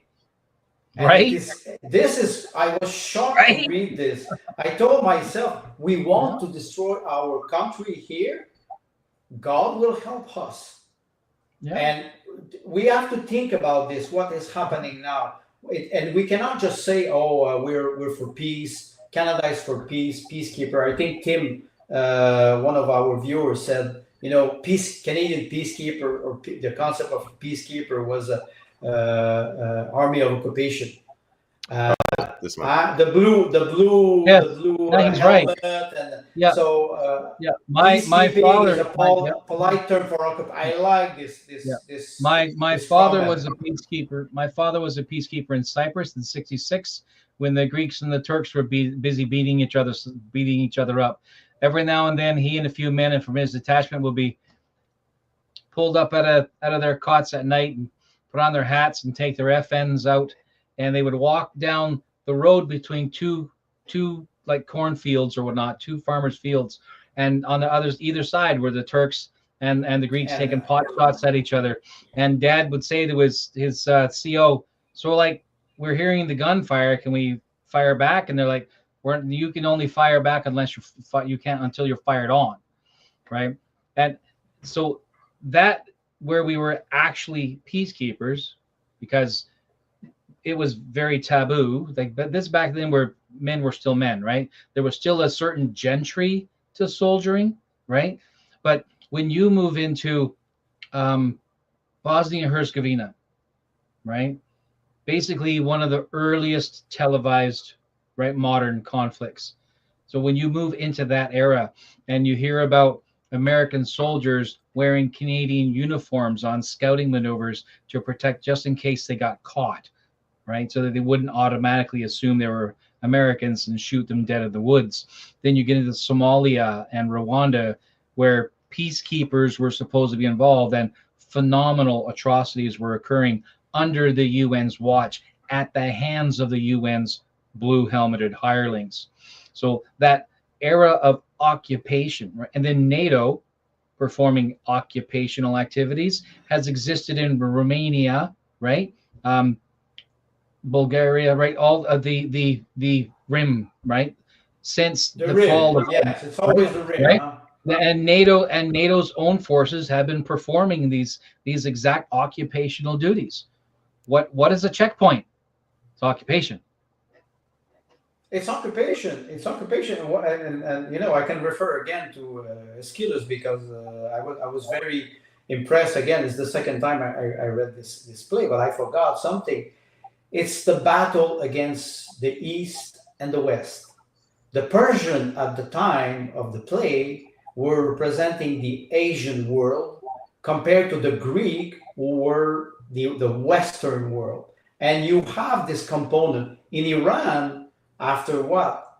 Islam arrived six, 7 centuries after Christ. So you have this, I think, this dichotomy in Iran, where you have the old mentality that is proud of Persian roots, and you have the new, or I would say, the Islamic influence. And maybe that's hard for people to understand what is really Iran. When I was reading the play today, I was asking myself, what is really Iran in terms of structure of society, and what is really Israel in terms of society, structure and society?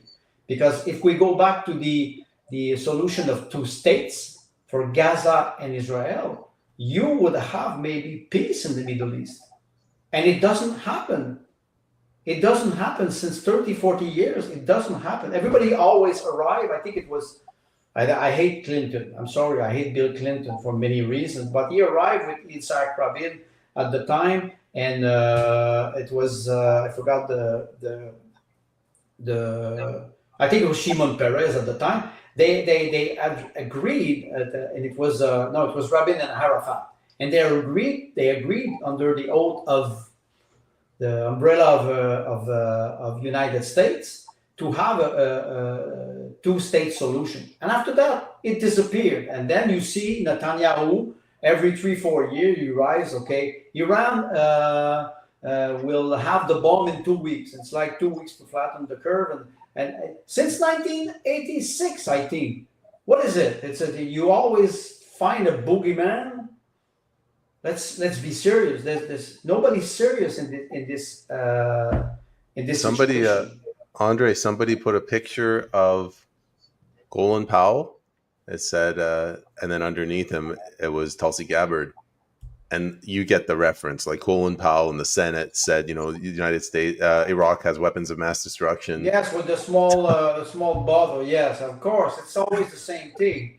You accuse your enemy of threatening your life, and then after that, you can intervene. That's not a diplomatic way. That's not a diplomatic way.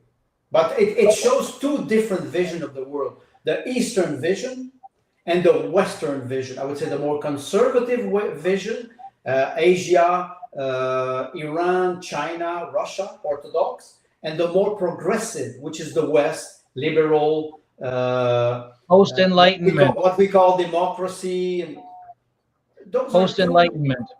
And I will not even go into the religious component, because this would bring us too far. And we're at 2 hours, so I don't know if we want to get into that. So in summary, we're fucked and everybody's fucked. So hug your family. Keep your elbows up and continue voting Liberal. That the only way out of this solution is to vote Liberal. God no, no, dear God no. Well, if we end up on this note, Tim was mentioning, or Sue Calendar was mentioning an election 2026, and Tim disagreed. He said no. Maybe we predict something. I'm not really in the prediction game. I can't even predict the weather. Sue's So, prediction elections. I don't. Carney does not need the 2026 election. He can sit pretty till 2029. He can probably drag it out longer if he were to concoct some half-brained pandemic reason. But if ego requires him to win a majority, so he gets his, his spiritual mandate. Oh, I don't want to do this again. Well, I don't want to go. I don't want to do this again. Not under these conditions. I would much rather change things at the municipal level and do something productive down here than throw my body on the altar of federal politics again. There has to be a better way. But I'm sorry, Tim, that's what you're doing anyway, because we have a weekly meeting. that's what part you cannot you cannot take out the politician out of the man. You have it in you. I wish people would commit, to educate themselves and to become involved at a local level. And if you don't have the wherewithal or the education or the money or the connections or the health to do it, at least be good with your family, reconnect with your family, and I don't know, if you want to read something, read great time to forget his name while you're busy throwing on a monologue. Martin Luther King Jr. And just for counterpoint, Malcolm X, because Martin Luther King Jr. is how to do it right with the right intentions, and Malcolm X is how to end up doing it wrong with the right intentions. What you said is important, but when we give reference like this, money is not a problem, because today with internet and with internet archive and everything. This morning I had this book in my bookcase. I took it, I read it, and I said, I have a podcast with my two colleagues in English. I found the text in English, and immediately I saw the quote that I underlined this because I wanted to refer to it. All the information is there. We just need the attention of finding it. And you can find a lot of things, and that's why I always advise people now, disconnect yourself from mainstream media. You will enjoy finding good text. You will enjoy reading. You don't have to read all the play or all the books, but follow podcasts that are interesting. Follow podcasts that stimulates your intellect, that ask hard questions. It is not boring. It is quite fast. This morning at 8, I read a small article about Persian, Greek tragedy. Immediately I went to take it. I said, it's 30 pages. So, and I read it again, and I found it in English. What is so difficult? Instead of sitting in front of CBC or people who are fooling up like goose, do a little bit of effort. It's not that difficult. And people, they have the ability to do it. Sometimes you will find a very simple text. Sometimes you will find somebody who will, vulgarize the main ideas, and you will enjoy thinking. It's a very nice experience to think. Anna Arendt, she was saying it's very dangerous to think, but it's more dangerous not to think. And I say to people, if you like, for example, if you like the show, broadcast it, share it, talk about it, because you said, Tim, talking to your family and friend, talking about them, about what you. Why do we talk about this? I take a book, I like it, I will talk about it. I will not talk about what the CBC or Radio Canada or the National Post says. I will not repeat this like a parrot. Yeah. So I think mainstream media will lose eventually, but it will take maybe, like you mentioned, one generation. Every one of you listening to the show has at least one family member who does not think you're a completely lost conspiracy theory nut, which means you can sit down with them and say, this is what I think. Maybe I'm right about some stuff, maybe I'm wrong about some stuff, but I need to talk to family because you're all I've got and I'm all you've got. And we need to work together to figure this out. And they're after to destroy the nuclear family in the West. What's the solution? We strengthen the family structure. Yes. So, right? We can rant and we can rave, and we do, and sometimes we're even good at it. And once in a while, we get to say something clever, which is all very fun and rewarding and entertaining. But the truth of the matter is, we're all we've got. And there are agents and agencies out there hell bent to take our last moment of peace and quiet and do something with us that is worse than the era of the serfdom. And we want to stop that from happening. And if it is not my generation, then by God, I'm not leaving my children to pick up the fight unarmed.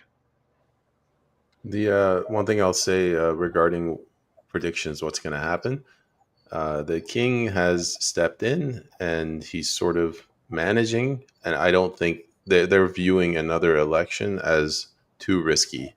There's too many variables, so I don't see it happening. Mm-hmm.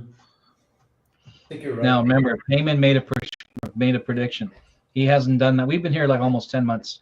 He hasn't made a prediction yet. He's let me make all the predictions because I don't care about being wrong. But there you go. Heyman made a prediction. I'll either be 100% right or 100% wrong. But I could say 100%, man. That's good, right? I could say Tim is right, and tonight I always appreciate your presence and your company. But tonight, Tim and I, we were disagreeing on some aspect, and I like this because we do not hold the truth. We search. We are, truth digger, and I think it's important to be more humble and modest about what we know and what we don't know. Yeah. My dad used to say, you can fill a warehouse with things I don't know. And, my dad said that. I won't, obviously, because I know. Right? But this is the case. If we come into every conversation acknowledging that you're going to give me something I don't know, then ego has to step aside. I mean, we can play, right? We can have some fun. But ego steps aside and you say, we're just men here, or we're women here, or we're just people, and we're going to lift each other up. I'm French Canadian, and last week or 2 weeks ago, when we were talking about Churchill, and you arrived with the Bowman, what do you think I did after? I went to search the meaning of the word Bowman and everything, and why they were cutting the two fingers. I was so happy. And then, you know what came back to my mind? Scotty Bowman, the coach of the Montreal Canadiens. And I said, wow, it's interesting. I went to see again his name. Because the name Bowman meant something more to me than the coach of the Montreal Canadiens. It was a part of history. And I was so happy because I got out of something that I did not know. And you brought something to me, and after that, I digged a little bit, and it was funny.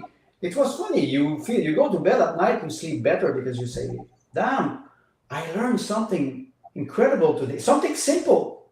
Bowman, two fingers that you cut because you pull a bow, and I was very happy about it. So we exchange information, knowledge, historical fact, or fantasy sometimes.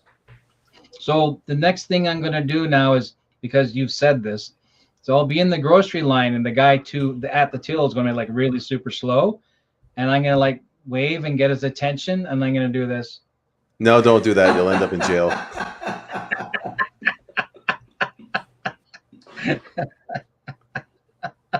When an inside joke goes unnoticed. Well, there's a lot of them, but one man this week, I posted something. It was a joke. It was a Jewish joke. I'm a fan of Freud, so I always use that. And he wrote back and he said, "I'm the only one who caught it, most probably in Canada." And I wrote back, I said, "You know what? That's the purpose. One is enough. One person who understands the joke is enough." That's the motto at Cerberus. We're aiming for at least one viewer. Well, including myself, or including, All right. When the highest standard is one viewer. Well, you can go to quote, when it was one citizen of Sodom who asked God to save Sodom, and God said, "Give me 50 people who will be." Sorry, I'm quoting the Bible very badly, but give me 50 people that are honest, and then after that he has to reduce to 10 and to 5 and to 1. So one is enough. You need only one person. God was saying, "Give me one person who's honest, and I will not destroy Sodom." Did they find that person? I don't know. And they didn't. They didn't. He went in looking for 5. Yes. And then so Lot, his wife, his 2 daughters, because their 2 husbands stayed. So he didn't even have 5. He went out with 4, and then lost the wife on the way because she regretted leaving so she had to die too. So ended up with 3, and then that turned into full-scale debauchery. It's Old Testament. It's rough. Yes. I won't go into it. It's incredible when you go and read the Old Testament and the Bible, and you just enjoy the reading of those very, very old story. You change, your behavior changed. So that's why I say to people, it was Henri David Thoreau was saying, just focus yourself on real great writer, because you will not have enough time to read them all. What do you think, Tim? Great quote from Tim could come on in an orange shirt with a tie from jail. I think my podcast in jail would be something like this.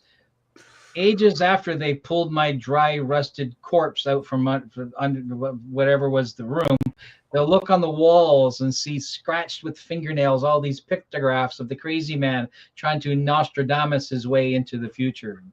It'll all be pictograms and finger scratches, and there's a novel about that somewhere. Mm-hmm. I can just imagine Tim with the teardrop and he's running to jail. I will not do well in jail. I'm short and old and fat and slow, and I have a fat mouth, which means I'm probably going to go up to the biggest, ugliest, meanest M13 thug in there and just punch him in the left nut and get it over with real quick. You got to kill somebody on day one. That's the only way you get respect. That's the way to do it. Yeah. That's what I learned in jail. Yeah. So there you go. I end up in jail because I did this to somebody in the grocery line. Yeah. So then I just find the biggest one in jail and do it again. No, you're in a jail cell with in the message. A rapist and a terrorist. They're like, "What'd you do?" Like, I don't want to talk about it. I don't want to talk about it.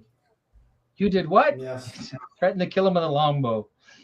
I had a post on Twitter, on X, or on Facebook. What did you do? What is a capital crime? Capital punishment? Now. I posted a meme. That's why this week when I wrote my article, the Canadian Stasi, I was making fun of secret services, but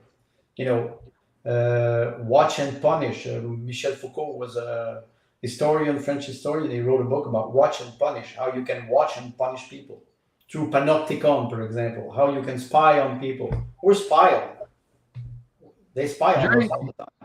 During COVID, I had this wacky idea that I was going to open a little Etsy shop and sell little yellow fabric 6-pointed stars and also sell red armbands. Too soon. Well, there was some comparison at the time in 2021. That's how we felt. That's how we felt. I had a the flat cadet hats, flat top green cadets.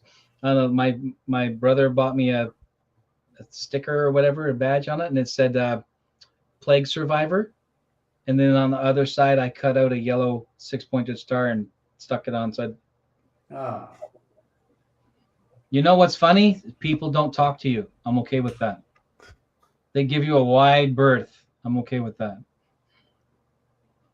I was I went into town today and I wore this shirt with a picture of Thomas Jefferson and sunglasses on, and the caption read "Suck it, England." People were shocked. I mean, even that they were really offended. I'm like, you even know who this guy is? Your fucking idiot stoner son has a Che Guevara shirt, right? Yeah. Well, if you go downtown and you just smile to somebody, you will offend somebody. So you may be. Yeah. I find it really appropriate that our current monarch is named King Charles III. That being named Charles, he did not have to stay with his name as the name of a monarch. He could have chosen another monarch's name, yes, but he literally went to probably the worst possible monarch of the late Middle Ages, which was Charles II, who literally tried to shut down Parliament and ended up in a 30-year civil war. And he inadvertently created the Roundheads and the New Model Army, which ended up costing him his head. So, like, why would you do that? Like, he could have called him king of any. Just there's something prophetic about it. I'm sure of it. Well, my wife is connected to many Russian analysts, and they were referring to a 30-year conflict. So what you're saying is quite interesting. Okay, maybe it's a coincidence, but it's interesting. Maybe he did choose this name on purpose. We don't know. We will never know. He's trying to be edgy. His portrait was pretty edgy. The one where he looked like Dracula? The one where he's all red, yeah. That was pretty strange. Yes. Yeah. So this what's he so they got 83-year-old edgelord. You're a bit late, son. You can't tell me what to do, Mom. That's what it is. It's revenge to Mom. Fuck you, Mom. I'm king now. I'll do what I wanna. I'm staying up late, damn it. I'm having all the shit I want. Throwing hissy fits when he's a kid. He's like, when I'm king, I'm gonna do this.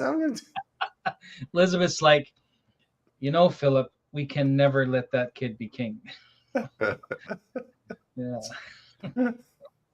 That's what will happen maybe with the hair. Harry? Who will be next? Oh no, it'll be William, and hopefully William's not nuts. Oof. I mean, Catherine seems stable. So. Well, I hope. I'm not very optimistic about the British monarchy. My wife, she said, we should not call it, you have Great Britain and you have Brittany. And she said, now you have Brittany and you have Small Britain. Right? Small Britain, Britain. So, wow. Diplomatically speaking. So maybe the Red Ensign is coming back. That makes sense. That makes sense. That the influence of Great Britain today is small, except for MI6. Yeah, except for MI6, the City of London, Ukraine war, Israel. Except for all of that. Well, I never believed in the reptilian alien monarchy until I saw Camilla. Speak of the devil. Right. All right, kids. I think we're done. Let's wrap it. Thank you for coming to watch us lunatics rant. We hope we said something entertaining. At least for 1 minute. All right. Until next week. Maybe it's the intro that is interesting to us. Hug your children. Have a vegetable garden. Learn a small trade like knitting or, you know, small scale blacksmithing, or I don't know, learn how to make. Pull up. Well, I will just end on Buy that gold. because I will ask him to move his head a little bit to the right. And even if the flag is upside down, I want to remind Canadians that July 1st, it is Canada Day. So happy Canada Day to everybody. Keep I am faith, a proud Canadian. being I would say being patriot and trying to act kindly as Canadian, but not foolishly. So happy Canada Day. Kindly, but not foolishly. That's right. Which means if you step in front of me in traffic, I'm not slowing down. You're not in Florida. I'm just doing Darwin's work. Just doing Darwin's As long as work. you're not speeding up. Tim, you're not in Florida. You're in Canada. Not in Florida. All right, guys. Happy Canada Day, and everyone have a good weekend. We'll see you guys next week. Thank you, Andre. Thank you, Payment. Bye. Thanks, Bye, guys. gentlemen.